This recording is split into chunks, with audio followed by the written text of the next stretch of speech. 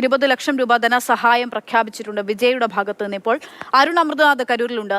അരുൺ, ഈ ഉണ്ടായിരിക്കുന്ന ദുരന്തം അത് ഒരു തരത്തിലും ഇപ്പോൾ ടിവിക്ക് ഏതെങ്കിലും തരത്തിലുള്ള ആരോപണങ്ങൾ ഉന്നയിക്കുമ്പോൾ പോലും അത് നീതീകരിക്കപ്പെടുന്ന കാര്യമല്ല. അവിടെയും ഈ സുരക്ഷ ആവശ്യപ്പെടാതെ ഇത്തരത്തിലൊരു പരിപാടി നടത്താൻ രാഷ്ട്രീയ നേതാവ് ജനസേവനത്തിനാണ് വിജയ് ഇറങ്ങിത്തിരിച്ചത്. അപ്പോൾ സ്വാഭാവികമായിട്ടും ഇങ്ങനെയുള്ള അപകടം വിജയ് തന്നെ നോക്കിക്കാണേണ്ടതാണ്. വിജയുടെ എല്ലാ പരിപാടികളിലും കഴിഞ്ഞ ദിവസങ്ങളിലൊക്കെ നടന്നിട്ടുള്ള എല്ലാ പരിപാടികളിലും അവിടെ എത്താവുന്നതിലധികം ആളുകൾ കൊണ്ട് നിറയുകയായിരുന്നു.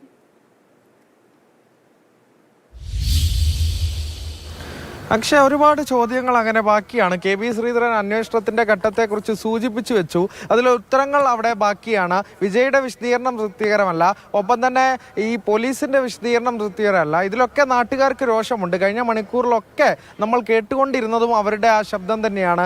അതിവൈകാരികമായ കാഴ്ചകളായിരുന്നു. ഇവിടെ ഞാൻ നിൽക്കുന്ന ഈ പ്രദേശത്തിന്റെ ഓരോ പോക്കറ്റ് റോഡുകളിലേക്ക് പോയാൽ അവിടെ മരണവീടുണ്ട്. അവിടുത്തെയൊക്കെ കാഴ്ചകൾ, ആ കാഴ്ചകൾ കണ്ട് നമ്മൾ തന്നെ മരവിക്കുന്ന ഒരു സ്ഥിതിയാണ്. എൻ്റെ കൂടെ ഹരീഷും ബിജു ഭാസ്കറുണ്ട്. നമ്മളൊക്കെ ഈ കാഴ്ചകൾ കണ്ടുകൊണ്ടേയിരിക്കുകയാണല്ലേ. മനസ്സ് മരവിപ്പിക്കുന്ന തരത്തിലുള്ള കാഴ്ചകൾ ആവർത്തിക്കുകയാണ്.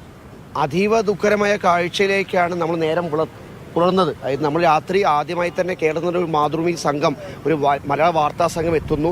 നമ്മൾ വരുമ്പോൾ കാണുന്ന ബീച്ചുടെ ദൃശ്യങ്ങൾ, നമ്മൾ വഴിനീള ചെരുപ്പുകൾ, 1 കിലോമീറ്ററോളം ദൂരത്തിൽ വഴിനീള ചെരുപ്പുകൾ, ചെറിയ ഫീഡ് ബോട്ടിലുകൾ, കുട്ടികൾക്ക് പാൽ കൊടുക്കാനുള്ള ഫീഡ് ബോട്ടിലുകൾ, ബാഗുകൾ, ചില പുസ്തകങ്ങൾ, അതായത് അതിവൈകാരികമായ ദൃശ്യങ്ങളിലൂടെ കടന്നു പോകുന്നു.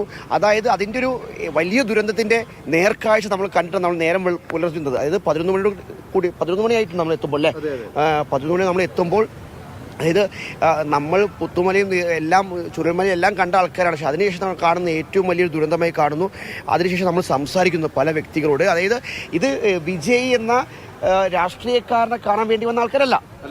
ഇത് ആക്ച്വലി വിജയ് എന്ന് പറയുന്ന ഒരു ഫാൻ അസോസിയേഷൻ പറയുന്നില്ല, വിജയിയെ കാണാനായിട്ടുള്ള ആൾക്കാരാണ് ഇത് കൂടുതലും വന്നത്. അല്ലാതെ ഇതൊരു രാഷ്ട്രീയവും ഇതുമായിട്ട് ആവശ്യമില്ല. ഇപ്പോൾ അവർ സംസാരിച്ചപ്പോൾ ലാസ്റ്റ് ഇപ്പോൾ ചേട്ടൻ പറഞ്ഞാൽ ഒരു വീട്ടിൽ 6 മാസം കൊണ്ട് കല്യാണം നടക്കാൻ പോകുന്ന ആ ഒരു പയ്യനും ആ പയ്യൻ കല്യാണം കഴിക്കാൻ പോകുന്ന കുട്ടിയും, രണ്ടുപേരും മരിച്ചു എന്നുള്ള വാർത്ത. അരുൺ നേരത്തെ പോയ ഞാൻ 1.5 വയസ്സുകാരൻ ധ്രുവ് വിക്രമിന്റെ വീട്ടിൽ പോകുന്നു. അതായത് എന്തിനാണ് ഇങ്ങനെ ഒരു അവരൊക്കെ ചോദിക്കുന്ന ഒരു ചോദ്യം വൈകാരികമായാണ്. ഇത് എന്തുകൊണ്ടാണ് ഇങ്ങനെ ഒരു ഓർഡർ കൊടുത്തത്? നാട്ടുകാർ തന്നെ ചോദിക്കുന്നുണ്ട്. ആളുകൾ പങ്കെടുത്തു സ്വാഭാവികമായും, പക്ഷേ കൃത്യമായ ഒരു സജ്ജീകരണങ്ങളോ സംവിധാനങ്ങളോ അവിടെ ഇല്ലെന്ന് വ്യക്തം തന്നെയല്ലേ നമുക്കിവിടെ എത്തുമ്പോൾ. നമ്മളിവിടെ നിൽക്കുമ്പോൾ തന്നെ നമുക്കറിയാം ഈ റോഡിന്റെ വീതി. ഈ റോഡിന് പറഞ്ഞു കഴിഞ്ഞാൽ ഈ ഒരു സൈഡിൽ നിന്ന് കഴിഞ്ഞു കഴിഞ്ഞാൽ ഈ ആള് കവിഞ്ഞ് കൂടി അതിൻ്റെ ഇടയ്ക്ക് ഒരു ആംബുലൻസ് വരുന്നു. ആംബുലൻസ് വന്ന് സ്റ്റക്കാവുന്നു. അത് മാറ്റാൻ വേണ്ടിയിട്ട് പോലീസുകാർ കുറേ ശ്രമിക്കുന്ന ഇടയിൽ ഇതിൻ്റെ തള്ളലും മുന്തലും ആവുന്നു. അങ്ങനെയാണ് ഇതിൻ്റെ അകത്തുള്ള ഇത്. റോഡിന്റെ വീതി 9 മീറ്റർ. ശരി, ഞാനൊന്ന് ഇടപെടുകയാണ്. അരുൺ, ഹരീഷ്, ഒപ്പം തന്നെ ഞങ്ങളുടെ ക്യാമറ ചീഫ് ബിജു ഭാസ്കർ ഉൾപ്പെടെയാണ് ഇപ്പോൾ അവിടെ നിന്നുള്ള വിവരങ്ങൾ പങ്കുവച്ചത്. ഈ ദൃശ്യങ്ങൾ ആദ്യം പ്രേക്ഷകർ കരൂരിലെ ദുരന്ത ഭൂമി കാണുന്നത് മാതൃഭൂമി ന്യൂസിലൂടെയാണ്. ആ ദൃശ്യങ്ങൾ പകർത്തിയത് ബിജു ഭാസ്കറാണ്. അവിടെ കൂടിക്കിടക്കുന്ന പലയിടങ്ങളിലായി ഭിന്നമായി ചിതറിക്കിടക്കുന്ന ആ ചെരുപ്പുകൾ തന്നെയായിരുന്നു ആ ദുരന്തത്തിന്റെ ഭീകരതയും വ്യാപ്തിയും എത്രത്തോളം ഉണ്ട് എന്ന് ആദ്യ ദൃശ്യം നമ്മളെ കാണിക്കുകയും ചെയ്തത്. അവർ ഇന്നലെ രാത്രിയിൽ തന്നെ ആ ദൃശ്യം മാതൃഭൂമി ന്യൂസിലൂടെ പ്രേക്ഷകർ കണ്ടതാണ്. അവിടെ നിന്നുള്ള വിവരങ്ങളാണ് ശ്രീധരനും അരുണും ഉൾപ്പെടെയുള്ളവർ പങ്കുവച്ചത്.